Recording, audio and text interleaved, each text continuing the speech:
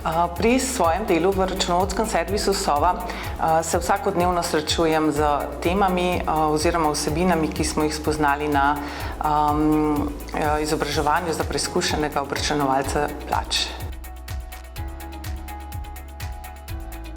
Na izobraževanju smo se skupaj lotili obnove in utrjevanja osnovnega znanja.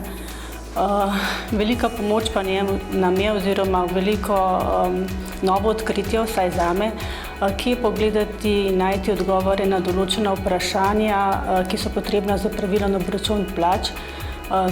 To mislim predvsem na pravne osnove, ki so potrebne, da jih uporabljamo pri svojem delu. Obračun plač je zelo zahtevno področje, kar smo dodobra spoznali tudi v tej korona krizi.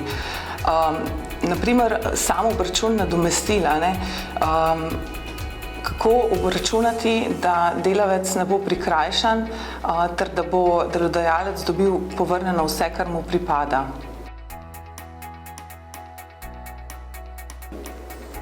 Izobraževanje priporočam vsem udeležencem, ki se s obračunom plač srečujejo, prav tako pa tudi tistim, ki so že izkušeni na tem področju.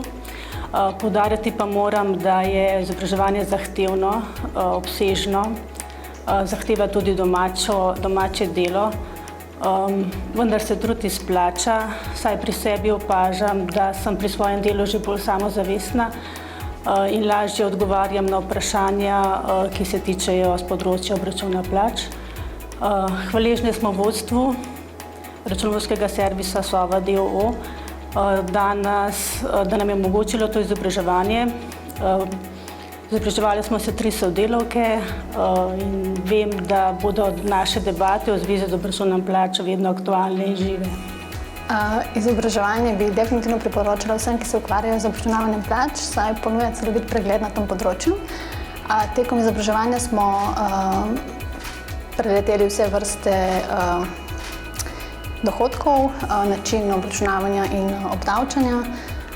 Predavatelji so bili zelo strokovni, z širokim znanjem tudi z prakse. Trudili so se, da so nam podajali znanje na tak način, da bo uporabno v praksi. Bili so zelo fleksibilni in so se v primeru vprašanj bolj poglobljeno posvetili določeni tematiki.